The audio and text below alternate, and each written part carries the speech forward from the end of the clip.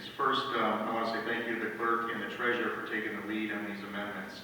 Second, it's just a common question that the clerk's office deals with regularly. Why are business licenses required for nonprofits such as churches? And all the reasons she just identified, primarily fire-related, is the reason. Anywhere you have a gathering of people, we have to get our inspectors in there to inspect the building and make sure that all the fire access points are proper. A lot of times what happens is after the inspection occurs, somewhere between year 1 and year 3 when it occurs again, there's items that get moved in front of fire exits, and so when the fire department goes in there, they will look at all of those. So it's just a common question that she deals with regularly. Sure.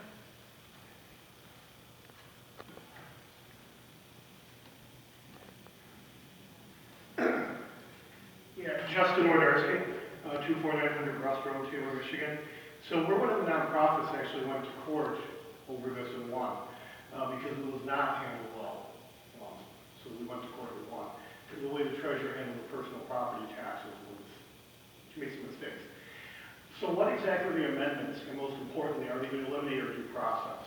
Because the reason we're able to go to court and win is because there has to be a 10-day notification, and then there was an appeal before city council if we had an issue. Okay? Does that remain? Is that being taken away? What exactly are these amendments? I want a little more specificity here. Not so much about the fire. I think everybody knows we want fire, but are we changing the due process at all? Mr. Chairman, to my knowledge, it is being the penalty, just the penalty part is being changed from a misdemeanor to a civil infraction. And the definition of retail, but I know where Justin, I understand where you're going. So that states, so if there's a dispute, let's say between a nonprofit and the treasurer, they can still come to city council for revocation hearing, correct? Mr. Chairman, there's nothing in here that removes any rights to your due process. Okay, that's good. Just wanted to check on that. No, that's good. Just want to make sure. Justin, if you want a copy. Yeah, we'll have a copy. Thank you. That's just the changes, though, correct? Justin, it hasn't been passed yet, so it could change. So usually we don't give out copies, but yeah. So for just the first reading, so we have the next meeting will be finalized.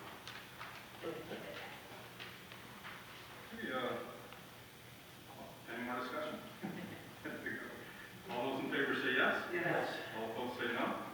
Motion carries. Okay, that now takes us to the regular part of the open business. Does anybody on council or mayor have anything they'd like to discuss tonight? Councilman Johnson? Can I get Jessica from the assessor's office up here, please?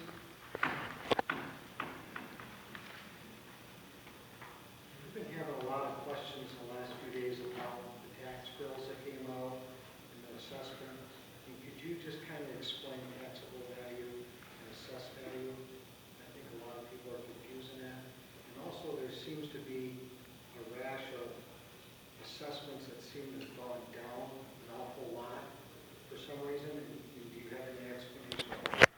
I do. So I'm going to start with your first question. I'm sorry, to the chair. So the difference between assessed and taxable value is the assessed value increases or decreases with the market. So the county equalization department does an independent sales analysis and comes up with a ratio, residential, commercial, industrial, for all the property classes. That ratio is an indication as to what the values are doing in a particular community. For the city of Taylor, this year's I'm going to focus on residential just because that's really where we're getting the most questions from. The average increase was 12.28% based on the equalization sales study. So it's up to the local assessor then to take that 12.28% and disperse it amongst the different economic neighborhoods that exist. Due to timing issues, I did use the existing geographic neighborhoods that were in there by the previous assessor, and I did do the market analysis. And so what you'll find is, yes, 12% is the average, but some were going up a little bit more, some were going up a little bit less. And when I speak to a market analysis, this is to set the assessed value. It's a market-derived value. It increases or decreases with the market every year. However, with Proposal A 1994, it introduced a cap on, it pretty much created a cap value. So from one year to the next, the taxable value essentially created cannot increase or decrease the rate of inflation, the consumer price index, or 5%, whichever is less. Historically, it's always been under 5%. I've never seen it exceed that amount since Proposal A. For this particular year, for 2020, it is 1.9%. So even though some individuals' assessments are going up, I mean, I had some neighborhoods go up to the, pretty high because I actually analyzed the land values and found them to be under where I thought they should be in some cases. So some are going up substantially more than the 12%, some are going up, some are staying the same. They're kind of going all over the place until I can get a grasp of the community and what's been done prior to us coming in.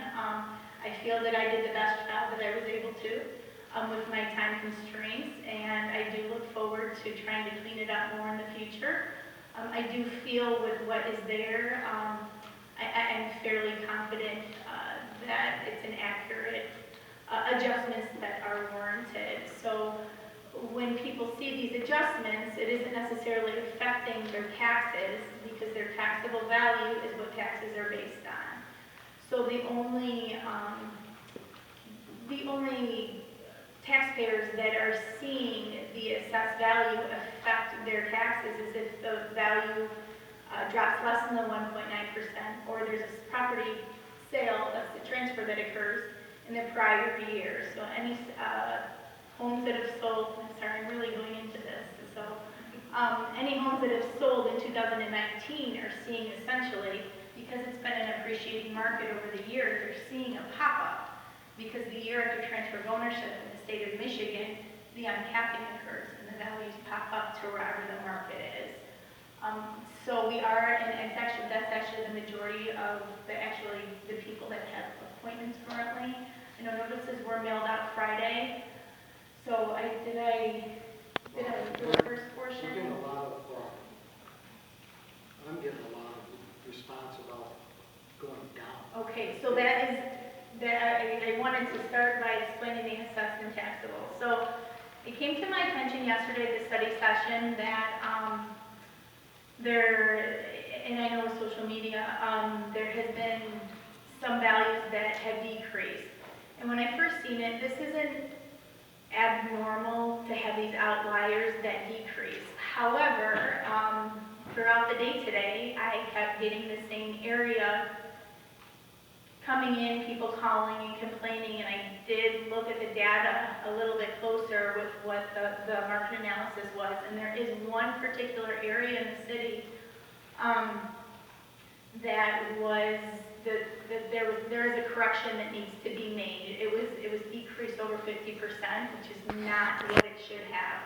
Our market analysis, when we looked at that neighborhood, indicated a 0.6% decrease for that area. And unfortunately, when the actual ECF factor was entered in, it was not entered in correctly. So it did affect 83 parcels of the 28,000 in the city. And I will be sending out revised notices of assessment as soon as possible tomorrow with letters with an explanation. And they still have, once they are received, the taxpayers will have, that 2-week period to come in, review it, ask questions, and I'd be more than happy to do whatever I can to correct this. And then they would have the opportunity then to appeal that at the board of review. And I will be setting those values at the 0.6% decrease that they should have been. Thank you. Thank you.